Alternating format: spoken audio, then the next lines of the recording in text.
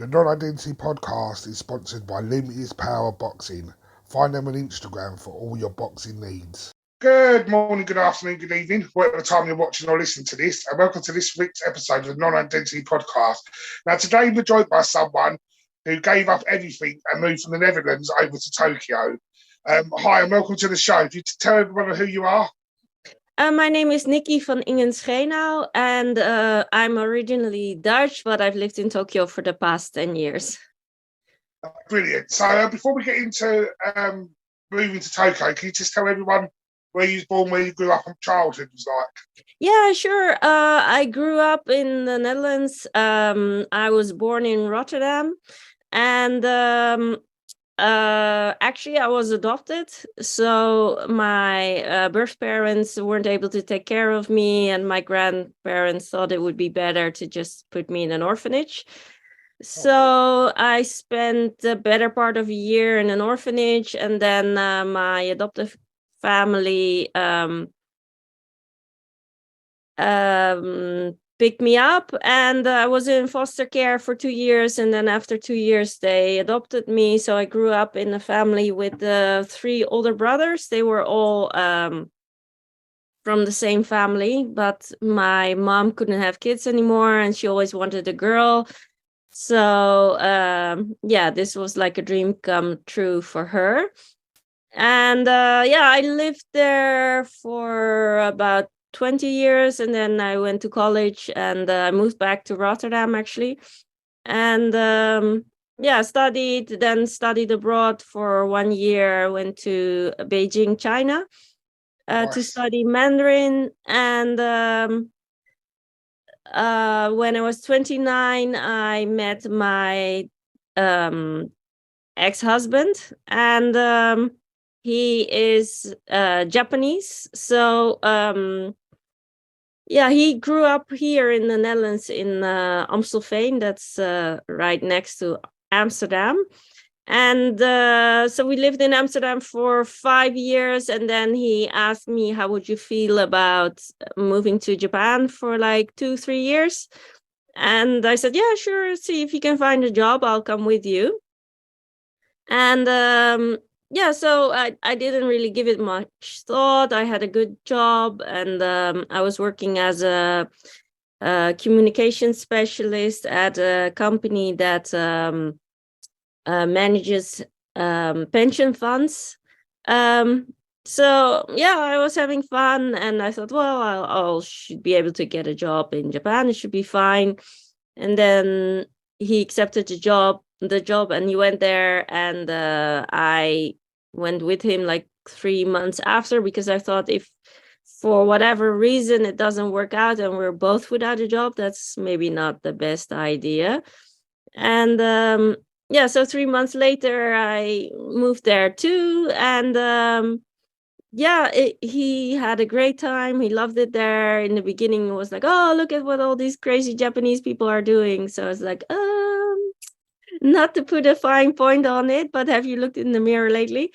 But in any case, yeah, so at first he was like the foreigner going back to Japan that thought everything was weird and strange and quirky. And then at one point he became more and more Japanese. So yeah, it was a big culture shock for me to move there and be there. And I didn't really speak any Japanese at that point.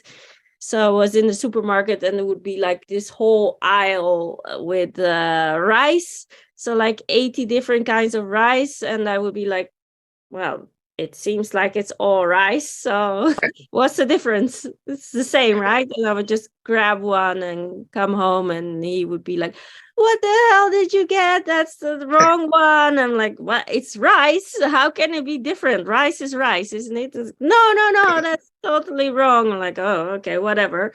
Well, then give me better instructions next time.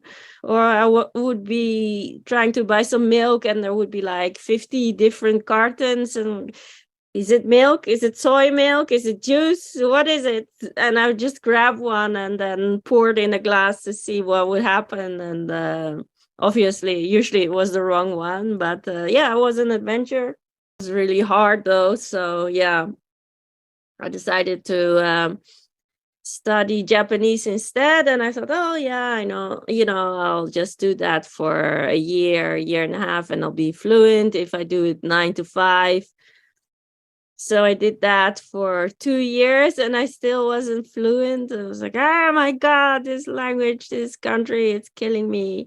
And also, as Dutch women, we grow up to be really independent. Like you need to take care of yourself. You have to hold up your own pants, as we say in Dutch. And then suddenly you don't have your own bank account. You have to ask your husband, can I have some money, please, so I can buy groceries? So yeah, that is so weird and humiliating. And yeah. Is that for a culture reason? Or was it just an agreement that you two come up with? Is it in Japanese culture that the men are in charge of the money and stuff like that? Or is that just how your husband was? No, that was how my husband was, because actually the women are in charge of the finances in Japan. They have been from the time of the samurai, actually. So normally the man will have 2 bank accounts. So one is the normal one, the regular one that the woman controls. And usually he also gets a bonus once a year, and that usually goes to like a secret bank account.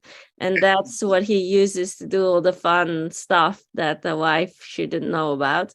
So normally he gets like maybe 10 euros a day to spend on food or lunch or whatever.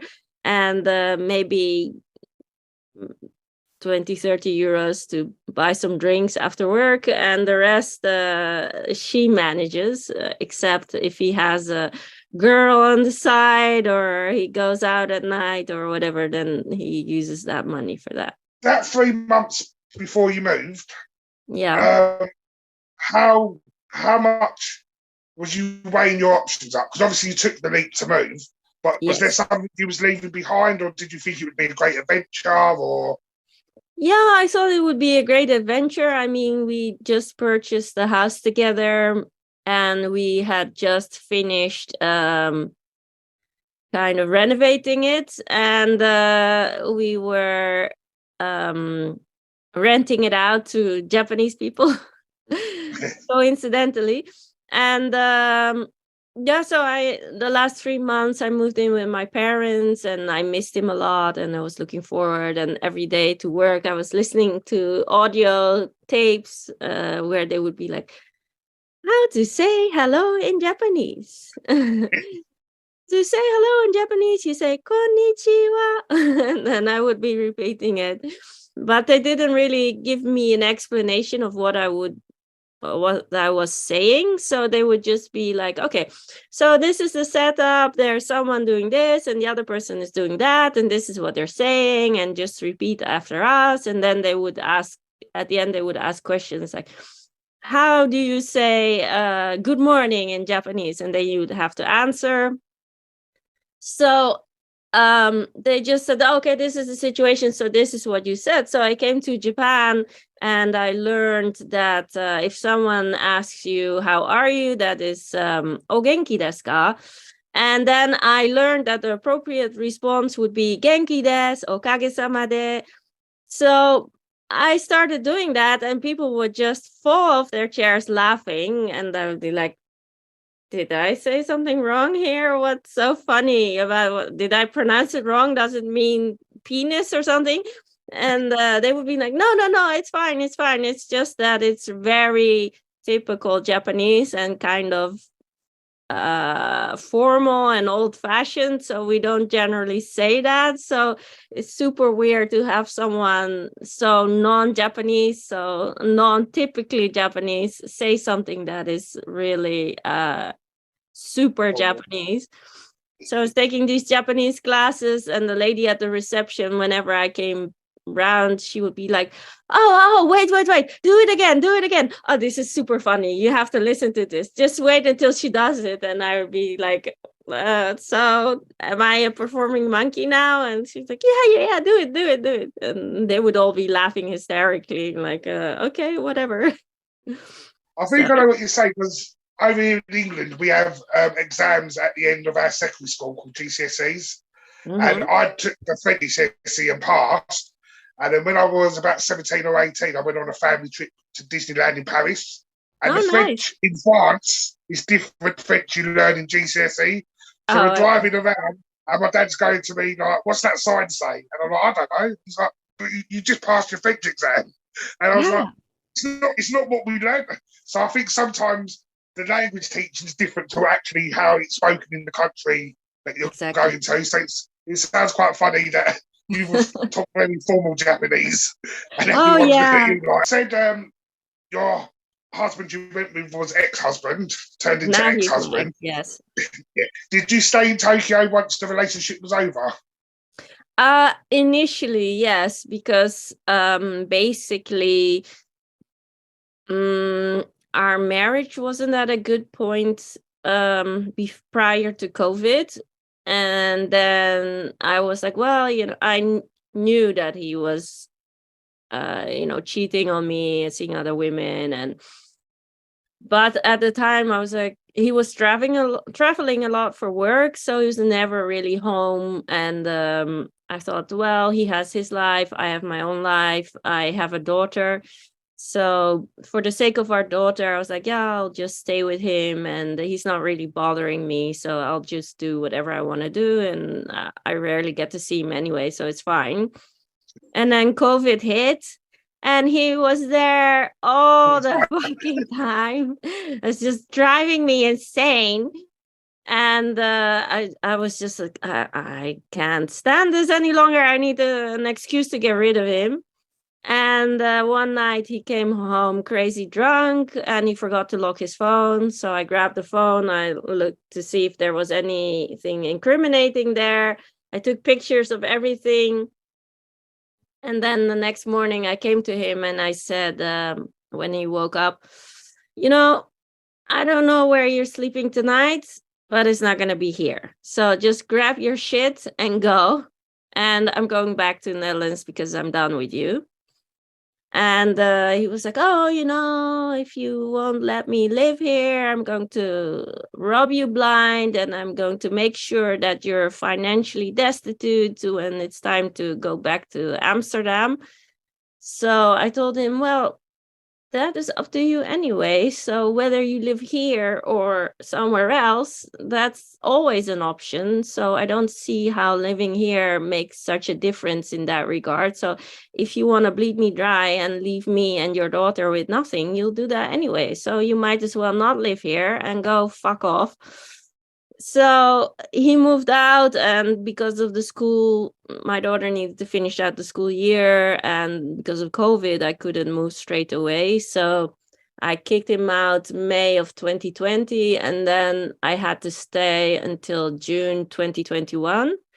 So the first week of July, I moved back to Amsterdam. And I told my eldest brother what was going on, like, oh, he's cheating, I'm coming back, blah, blah, blah. He said, oh, yeah, yeah, let me know, I will help you, this and that. And then when I was supposed to move back, the people that were living in my house were still there, and it wasn't sure whether they would be out by the time I would get there. So, and my ex-husband had kept his word, so he cleared out my business account because I organized guided tours in Japan with local guides. So he was managing my affairs. Big mistake. So he cleared out my business account. I had no money left. And so I contacted my brother and was like, oh, would it be okay if necessary that I sleep at your place for a while? I mean, you have 3 empty bedrooms. I don't know how long it will be for, so maybe a few days or maybe up to a month. I can't tell yet. And then suddenly it was like, oh, that's actually really inconvenient. And, you're so resourceful. I'm sure you figure something out. I wish you lots of luck, and don't call us, basically. And the fact that you want to come back to the Netherlands after 10 years shouldn't be my problem. So why are you putting this at my feet? I'm like, well, you did offer to help, you know. He was like, well, clearly you are mistaken. So good luck. So that was super stressful. And then fortunately, 2 days before I was supposed to move back, I got the phone call like, yeah, they're gone, so you can come back. So I was like, oh my God. I had these visions of myself sleeping on a park bench with my trolley next to me, like, oh my God. But fortunately, that wasn't necessary. But yeah, it was a crazy time. And my ex-husband told me, because my business is focused on tourism, so obviously with COVID and the border being closed, I couldn't really do much with my business. I mean, occasionally we'd have a lost expat who wanted to do ghost tour or whatever, but that wasn't enough to pay the bills. So he said, I'm going to give you 2 months to come up with a mortgage. If you cannot pay the mortgage within 2 months, I'm going to put the house up for sale. I'm going to kick you out and you can go to a woman's shelter or something. And yeah, that'll be it. And you'll get half of the proceeds, and then you need to figure things out for yourself. So I was applying for jobs like crazy, and everywhere it was like, oh, so you spent the last 10 years abroad. I was like, yes. And you worked for yourself. I said, yes. So you can't actually prove that you can do the things that you claim you can do. I said, well, I mean, you can see the results, but other than that, I don't have any references or anything except maybe the travel businesses I worked with. So everywhere they were like, oh yeah, we'll call you. And so it was really difficult. I would send out like 50 resumes a day, and then right at the end of the 2 months I got hired somewhere. So I was like, oh my God, I met the deadline. I'm safe. So yeah, it was again super stressful. And the first 2 months, my husband would give me 200 euros every 2 weeks and said, this is for everything except for mortgage. So insurance, transportation, groceries, getting a haircut, um, Wi-Fi, phone bill, anything needed to pay with these 200 euros. So oftentimes I was at the supermarket and my card would get declined because something had just been automatically taken off the account for some bill or another. And then I would have this full trolley with groceries and just had to leave it there. And like, okay, let's go home. It's going to be cereal for dinner. Ooh, fun! Or I would say to my daughter, well, actually, my stomach is a bit upset. So why don't you have dinner and I'll just have dinner after you go to sleep. And I don't think I'll eat right now. So oftentimes I would just go to bed without food and just make sure that she had something to eat. And yeah, then I started working and things slowly became better. But yeah, it was a really tough time. And then last December, I had a few jobs because things just didn't work out between then and now. So last December, I was working for this guy and for an IT company. And I told him, I only want to work 4 days a week because I have my own company. Even though it's not producing any revenue, I still want to have one day where I can dedicate myself to my own company and do whatever's necessary. And he said, yeah, sure, it's fine. I understand. I mean, you are into tourism, we're into IT, so there's no overlap. I don't have to worry about you stealing clients or anything like that. I said, no, of course not. It's totally unrelated. And obviously, I'm a professional, so I worked as a marketeer. So I told him, I'm never going to do anything during office hours. I'm just going to dedicate myself to your company. But every day he was complaining like, oh, yeah, I see that you posted something about your own company and I saw this and I saw that. I said, did you check the time? It says 11:30 at night. the day before. I was working at night. I wasn't working in the day. What are you complaining about? Didn't we discuss this? And frankly, whatever I do in my own spare time, it's none of your business. So can you please give it a rest? And yeah, every day he was complaining, and he felt like, oh, even though I have 25 years of work experience, he was like, yeah, you need a coach and he's going to help you. And the coach only had these really rubbish ideas, and most of the time he just copied and pasted it from the first line item on Google search, and then I would look into it. Okay, so this is a website for seniors. This doesn't really seem to be something that would be interesting for our business. But yeah, his ideas were crap. And when I said something, he would be like, oh, you're so negative. You think I want to steal your job, and you have an attitude problem. I'm like, I don't have an attitude problem. Your ideas are just crap. So I'm sorry, but I can't do anything about that. I mean, I'm willing to talk about it. But so yeah, it was such a stressful situation. So every night I was driving home, I'd be like, yeah. During all them tough times, how did you stay mentally strong? Because it sounds like you've been through enough that could keep people right down, but you come across as a very positive person. Yeah. So how do you keep yourself mentally strong? Well, my mantra is make it fucking work. So whatever it is, do what needs to be done. Fuck what other people say or do. That is not your business. Like I always tell my daughter, basically, if someone says something to you or does something to you, you have to think of it as they have poop in their hands. And you can accept the poop, or you can say, okay, that is not for me. I don't want any of it. You just keep that to yourself, and I'll do whatever I think is best. So don't let other people bother you or what people say or do, and just focus on yourself and what you need to do.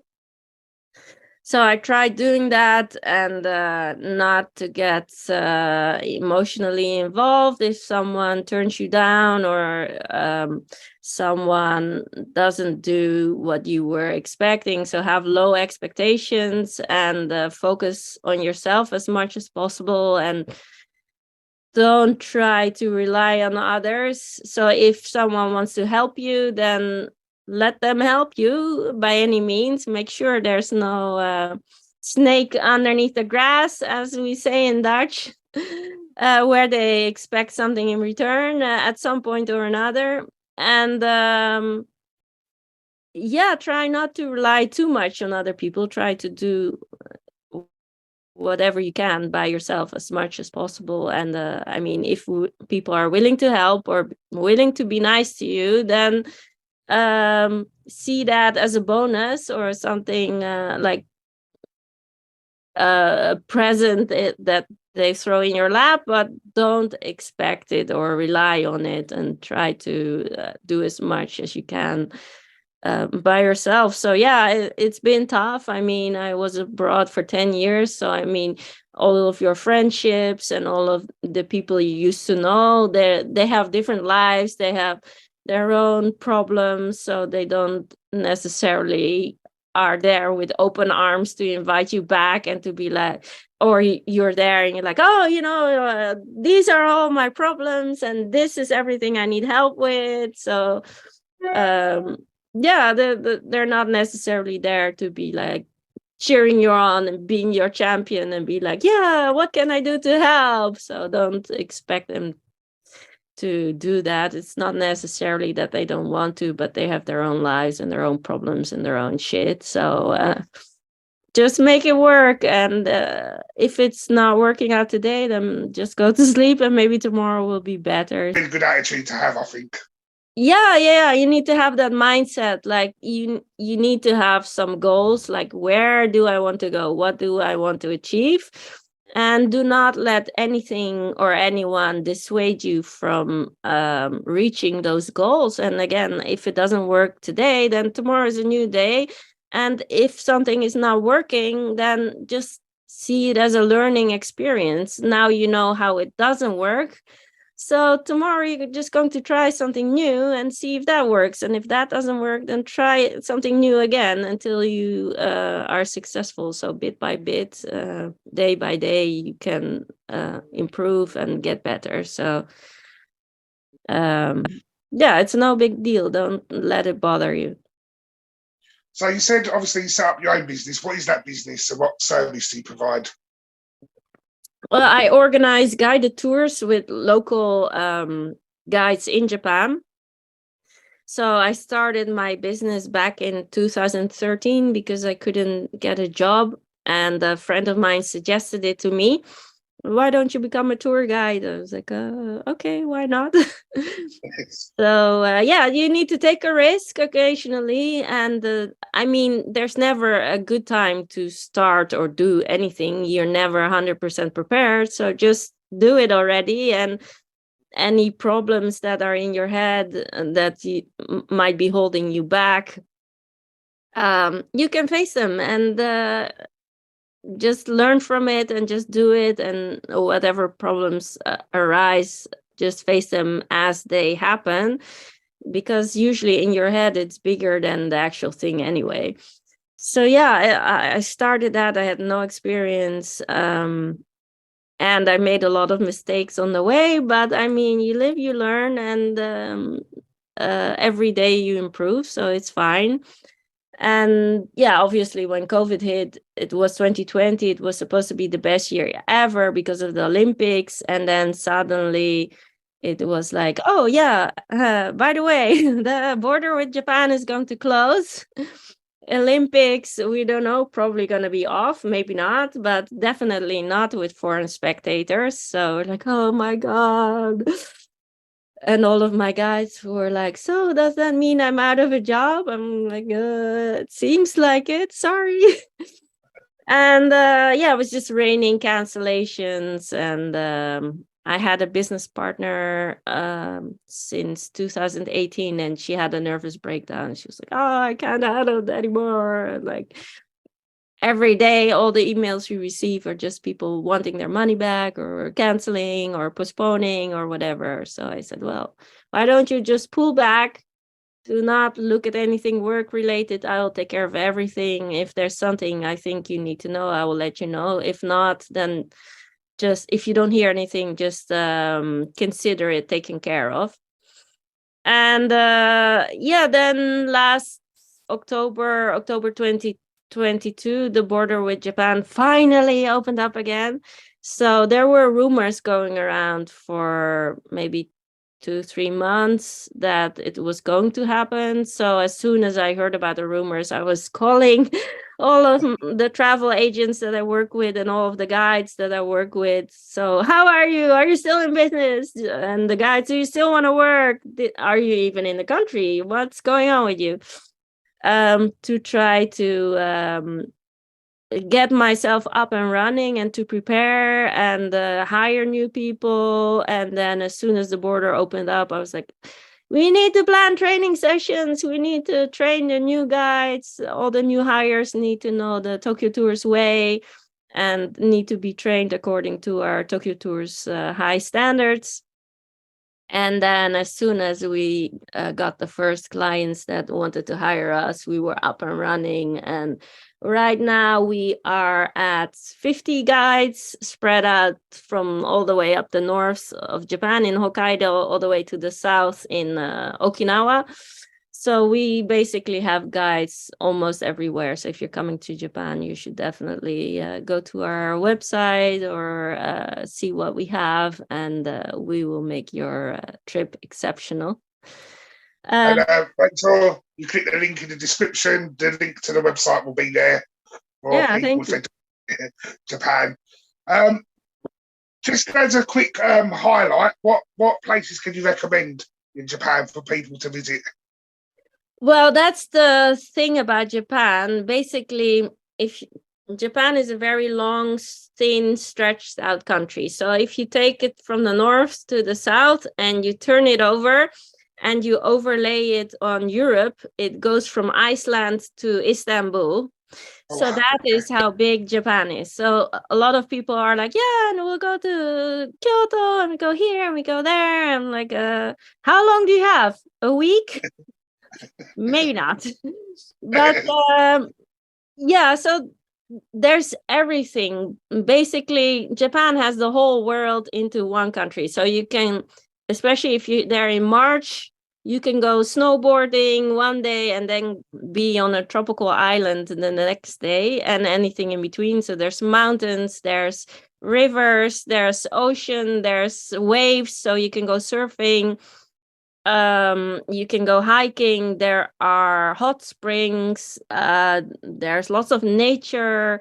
There are monkeys that take hot spring baths that you can see. There is basically everything. And also, culinary wise, Japan is amazing. Tokyo has the highest concentration of Michelin star restaurants in the world.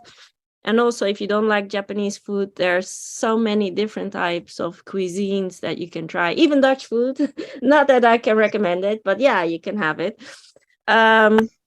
So yeah, Japan is absolutely amazing to travel in, except they don't really speak English. So get your guide. So yeah, I mean, it has culture, it has quirky things, it has manga, anime, it has nerdy things. So if you have some kind of really niche hobby like trains or robotica or what have you, we have something for you, or Japan has something for you. So yeah, everything runs exactly on time. If the train is like half a minute late, people are already apologizing, like, oh, I'm so sorry, this will never happen again. So everything runs smoothly. If you see a picture somewhere, then the actual thing is going to be exactly like the picture. So Japanese people are true to their words. And have a very high standard for quality. Everything is basically amazing. The only thing is, hotels are generally a bit on the expensive side, so you need to make sure you get a good deal on your flight and your hotel. So book a long time in advance. Check out all of the holidays, like the May holidays coming on. That's Golden Week in Japan. That's when all Japanese people are off too. So don't come to Japan during Golden Week because it's going to be crazy busy, and you will not enjoy yourself because there's people everywhere.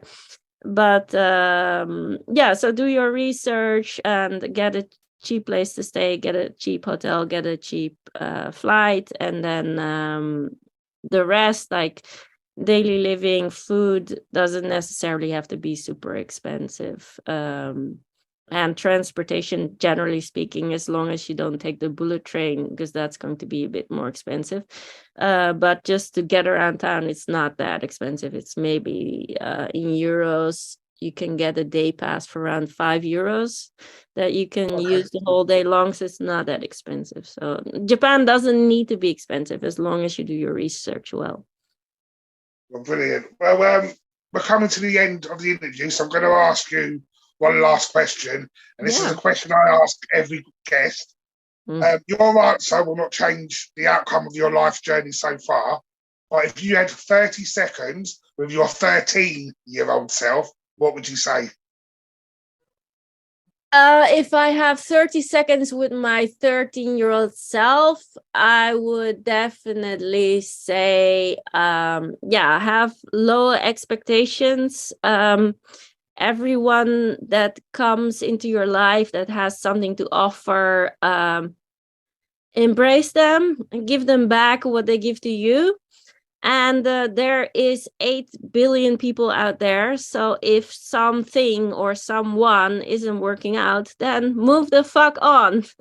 It doesn't make sense to cry over one single person. Just meet someone else and maybe they'll be amazing. And if someone does not immediately see how fucking amazing you are, then it's not your job to try and convince them. So just, again, move the fuck on and there will be someone else who can appreciate you for who you are and what you bring to the table. So do not try to linger with one person for too long. Someone else will come along and everything will be great. And so make sure that you do not continue a situation that is not working for you, whether it's a job or whether it's a relationship or anything like that. If it's not working, then move on. I mean, everyone can have a bad day. And of course, if someone is being an asshole for a day, then you shouldn't turn around and be like, I'm done with you. But you should give them a chance, obviously. But if it's not working, then just say it's not working. Just be honest, both to yourself and to the other person, because maybe you are the asshole. Maybe you are holding that other person back. That can also be the case. So just let them go. If you love something, let it go. And if it's meant to be, it'll come back to you. And if not, then also with sadness, people can maybe emphasize with you. They can maybe support you. They can maybe comfort you, but no one can feel exactly the way you're feeling. So you are basically the only one bothered by being sad, so you might as well not be sad. I mean, I don't mean to say that you're not entitled to your emotions or your feelings, but don't dwell on them. You can feel sad for a bit and then try to pick something positive that you can redirect your attention to. And like I said, try to make it work and don't be sad. And again, if someone is trying to push something onto you, just think of them holding poop. You don't have to accept it, you can just say, no, this is not for me, and turn around and do whatever works for you, and make the best out of your life, because life is short, and before you know it, a decade has passed. And things might not go the way you planned, but it doesn't mean that it's not beautiful, as long as you see the beauty in it, and as long as you make it work for you. And don't worry about anyone else. That is their life, it's their business.